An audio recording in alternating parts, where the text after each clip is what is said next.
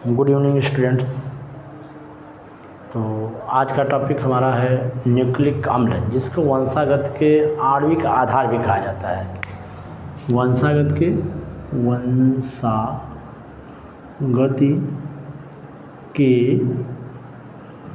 आणविक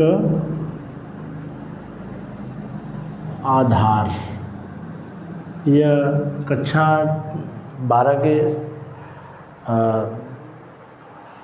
5वें चैप्टर का मैटर है, जो कि वंशागत के आणविक आधार, जिसको कहा जाता है न्यूक्लिक अम्ल। न्यूक्लिक अम्ल कहा जाता है। इसको कहते हैं क्या? न्यूक्लिक अम्ल कहते हैं। न्यूक्लिक अम्ल मतलब यहाँ न्यूक्लियस, न्यूक्लिक एसिड, थोड़ा सा और दूर कर देते हैं, एसिड, न्यूक्लिक एसिड। तो न्यूक्लिक एसिड है क्या चीज़? न्यूक्लियस मतलब न्यूक्लियस मीन्स केंद्रक। न्यूक्लियस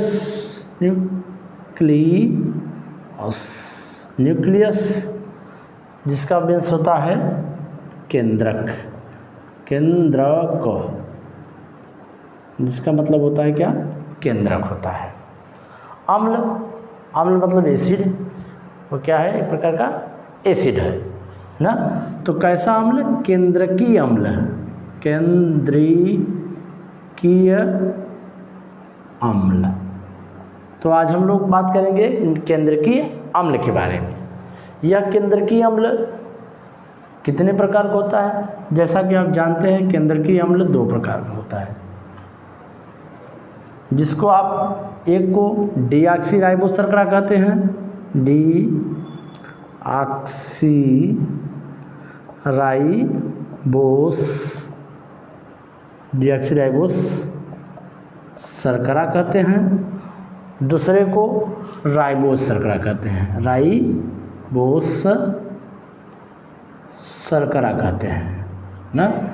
अर्थात इसको डीएनए और इसको कहते हैं आरएनए। इसको अंग्रेजी में भी लिख सकते हैं आप, डीऑक्सीराइबो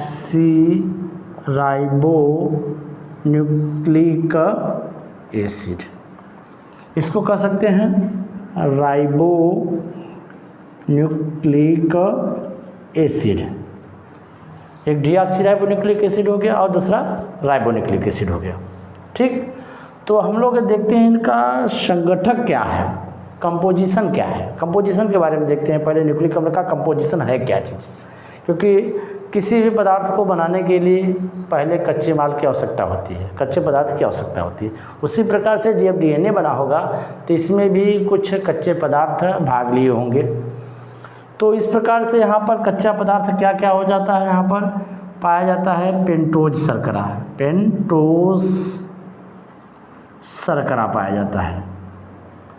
पेंटोज शर्करा, जिसका फार्मूला आप जानते हैं C5H10O5, यानी 5 कार्बन वाले शर्करा। इस प्रकार सभी शर्करा जो होते हैं वह एक प्रकार का कार्बोहाइड्रेट है।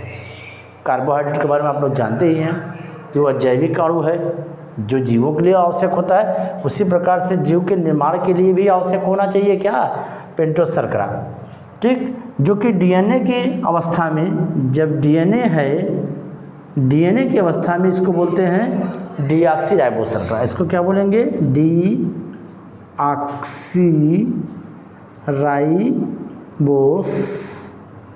इसको बोलेंगे डीऑक्सीराइबोस शर्करा बोलेंगे जब डीएनए की बात रहे।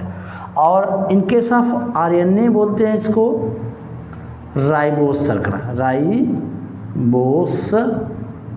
शर्करा बोला जाता है। ठीक है, पहला चीज डीएनए के संगठक के लिए, डीएनए के निर्माण के लिए सबसे आवश्यक क्या है? पेंटोज शर्करा। दूसरा क्या आवश्यक है भाई? फास्फेट या फास्फोरिक अम्ल, जिसको कहा जाता है फास्फेट या फास्फोरिक अम्ल बोला जाता है, जिसको हम लोग से रिप्रेजेंट करते हैं, पी से रिप्रेजेंट करते हैं, अर्थात फॉस्फेट। इसको पी मतलब फास्फेट ना। जो शर्करा था इसको हम लोग यस से रिप्रेजेंट करते हैं क्योंकि शुगर है। तीसरा है आपका नाइट्रोजनी क्षारक, नाइट्रोजनी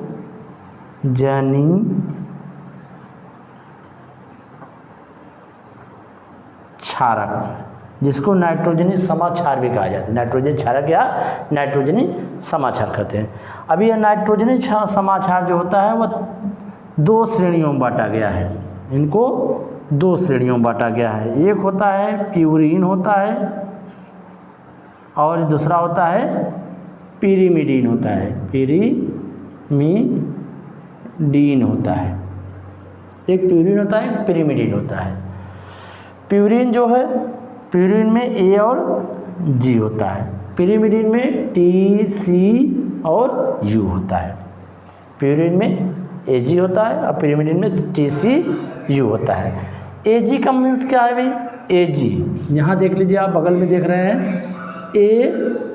एक मतलब मीन्स होता है एडेनिन और जी का मतलब मीन्स होता है ग्वानिन होता है। इसी प्रकार टी का मतलब थायमीन होता है। सी का मतलब होता है साइटोसिन होता है और यू का मतलब होता है यूरेसिल होता है।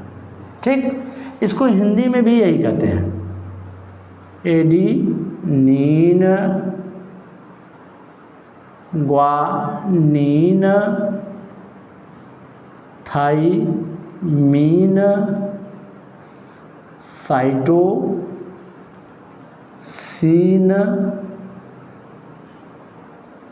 और यूरेसिल कहा जाता है। इसको हिंदी में भी वही कहा जाता है, अंग्रेजी में भी वही कहा जाता है। ठीक, तो जब ये तीनों प्रकार के आवश्यक तत्व मिलते हैं तो डीएनए की एकलक इकाई का निर्माण होता है। एकलक इकाई कैसे बनता है, यहाँ पर आप लोग देख सकते हैं। फिर इधर हम लोग बगल में दिखाते हैं कि किस तरह से बन रहा है कि यहाँ पर फास्फेट, मतलब पी मीन्स क्या होता है? फास्फेट। फास्फेट किसके साथ मिल रहा है? शुगर के साथ। यहाँ पर बॉन्ड बना रहा है फास्फोइस्टर बॉन्ड। क्या बनता है? फास्फोइस्टर बॉन्ड बनता है। इसको फास्फोडाइएस्टर बॉन्ड भी कह सकते हैं। जब यहाँ पी के साथ एक और या यस के साथ एक और पी मिला रहे तो इसको फास्फोडाइएस्टर, ऐसी स्थिति में इसको क्या कहेंगे? फास्फोडाइएस्टर बॉन्ड कहेंगे। यदि दो फास्फेट एक साथ मिला तब, अगर एक फास्फेट मिला है तो यहाँ पर फास्फोइस्टर बॉन्ड कहेंगे। तो इन शर्करा से इन चारों में से कोई एक नाइट्रोजन, पांचों में से कोई एक नाइट्रोजन समाचार मिला है। मान लीजिए ए के साथ यस के साथ क्या मिला? ए मीन्स एडेनिन। जब एडेनिन मिल गया तो यह क्या बना लिया? तो यहाँ पर भी एक बॉन्ड बनेगा। इस बॉन्ड को क्या कहेंगे? N glycosidic bond, N glycosidic bond कहेंगे, ग्लाइकोसिडिक बॉन्ड। अब यह क्या बन गया? डीएनए एकलक कहते हैं। इसको क्या कहेंगे? डीएनए एकलक, जिसको डीएनए मोनोमर अंग्रेजी में कहते हैं, डीएनए मोनोमर कहते हैं, डीएनए मोनोमर कहा जाता है। अब इसी को हम लोग एक और नाम देते हैं न्यूक्लियोटाइड, न्यूक्लियोटाइड भी कहते हैं। क्या होता है न्यूक्लियोटाइड? अब आप समझिए, बस यही चीज़ है। आप बार बार घबराते हैं कि न्यूक्लियोटाइड है क्या चीज़, न्यूक्लियोटाइड है क्या चीज़। बहुत बार एग्जाम में भी पूछ लेता है, आप लोग घबरा के सही उसका आंसर आप नहीं कर पाते। तो आप देख लीजिए कि यहाँ पर जब फास्फेट शर्करा से और शर्करा किसी भी एक नाइट्रोजनी समाचार के साथ अगर मिल जाता है तो इसको कहते हैं न्यूक्लियोटाइड कहते हैं। या दूसरे भाषा में कह सकते हैं, जब फास्फेट शर्करा के साथ फास्फोएस्टर या फास्फोडाइस्टर बंध द्वारा तथा शर्करा नाइट्रोजनस समाक्षार के साथ एन ग्लाइकोसिडिक बंध द्वारा जुड़ जाता है तो उसको कहा जाता है न्यूक्लियोटाइड कहते हैं। क्या कहते हैं? न्यूक्लियोटाइड कहते हैं। जबकि न्यूक्लियोसाइड एक मिला था आपको, न्यूक्लियोसाइड